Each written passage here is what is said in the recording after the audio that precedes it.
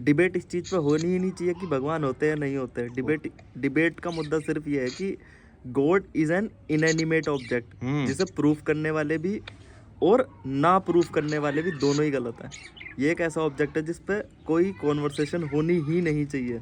नहीं, भगवान अगर रियल में एग्जिस्ट करता है, इतनी बड़ी ताकत है जिसने ब्रह्मांड बना लिया, तो क्या तुम या हम जैसे लोग ऐसे उसे एक्सप्लेन करने के काबिल हैं? किसने बोला कि ब्रह्मांड भगवान ने बनाया है? आप लॉजिकली, साइंटिफिकली या जोन सा भी साइंस लगा सकते हो, आप जोन सी भी स्टडी लगा सकते हो, किसी भी स्टडी से ये प्रूफ नहीं हो सकता कि ऑब्जेक्टिवली भगवान अवेलेबल है या नहीं है। स्टडी होना या ना होना, स्टडी की सीमा तो तब तक है ना जहाँ तक इंसान ने स्टडी कर रखी ठीक है, तो लॉजिक से प्रूफ कर दो कि भगवान है। अरे तो अगर आप साइंटिफिकली प्रूफ नहीं कर सकते तो लॉजिकली प्रूफ कर दो। लॉजिकली तो बहुत सारे लोग हैं जो प्रूफ कर रहे हैं, you have to view them. कोई प्रूफ नहीं कर पाता, बस वो इस चीज़ पे फोर्स करता है कि बस मान लो कि है। कोई प्रूफ नहीं कर पाता। जो भगवान को मानने वाला, सबसे ज़्यादा मानने वाला इंसान है ना, जो सबसे ज़्यादा भगवान को मानता है, वो भी सिर्फ ये क्लेम कर सकता है कि मानता हूँ, जानता हूँ नहीं कर सकता। नहीं, प्रेमानंद जी महाराज कहते हैं जानते हैं। नहीं, वो गलत है फिर। चाहे प्रेमानंद हो या कोई भी हो, एज अ ह्यूमन उनकी रिस्पेक्ट हो सकती है, लेकिन God is an inanimate object जिसको इंसान ने सिर्फ माना है।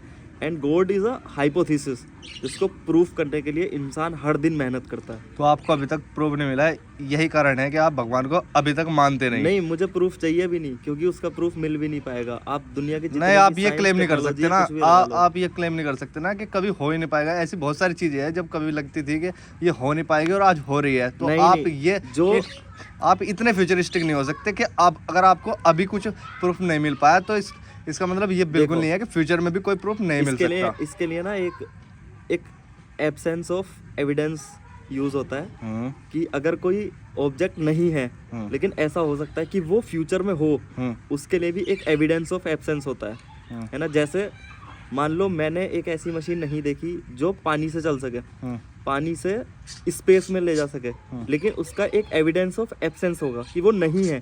लेकिन कुछ चीज़ ऐसी है जो वैसी ही है, जो वहाँ ले जा सकती है। जैसे पेट्रोल से चलने वाली है, तो एक दिन अगर मेहनत करी जाएगी तो दूसरी मशीन बन जाएगी। लेकिन भगवान का एविडेंस ऑफ एब्सेंस भी नहीं है कि उनके ना होने का भी कोई एविडेंस हो ही नहीं सकता।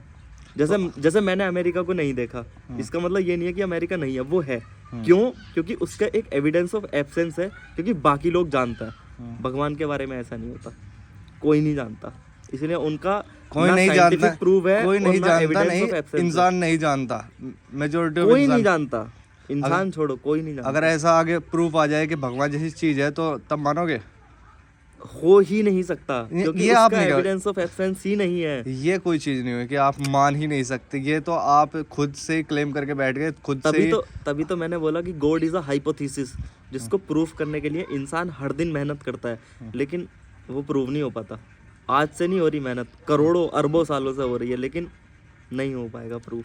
तो जो मेजॉरिटी ऑफ पॉपुलेशन है पूरे वर्ल्ड की, वो भगवान को मानती है, तो क्या वो गलत है? They are considering God as a belief, not as a physical object. वो सिर्फ एक मान्यता की तरह उन्हें मानते हैं, कोई सिद्ध या एक भौतिक वस्तु की तरह नहीं मानते कोई भी मानने वाला। और जो चीज़ भौतिक नहीं होती वो सिर्फ मानी जा सकती है, जानी नहीं जा सकती। तो आपको लगता है टाइम भौतिक है? हाँ, टाइम एग्जिस्टेंस में है। फिजिकल है? हाँ, टाइम एग्जिस्टेंस में होता है। अच्छा, ये क्योंकि उसका भी एविडेंस ऑफ एब्सेंस होता है। टाइम दिखता नहीं है, लेकिन टाइम चल तो रहा है ना। लेकिन जिस टाइम को हम रियल मानते हैं, दीज आर जस्ट यूनिट्स, वो सिर्फ एक यूनिट है। टाइम को हम अपने हिसाब से मॉडिफाई भी कर सकते हैं। अगर हम चाहें तो 24 घंटे को 1 घंटा भी बोल सकते हैं। इसका मतलब हुआ एक दिन में 1 घंटा होता है। तो जिसको हम बोलते हैं दीज आर जस्ट यूनिट्स, लेकिन टाइम एग्जिस्टेंस में होता है, टाइम चलता रहता है। तो चलिए, इस तरह की बातें होती रहेंगी थीज़म को लेके, एथिज़म को लेके। तो ऐसे ही हमारी वीडियोस में बने रहना और हमारे चैनल को सब्सक्राइब कर लेना। Thank you.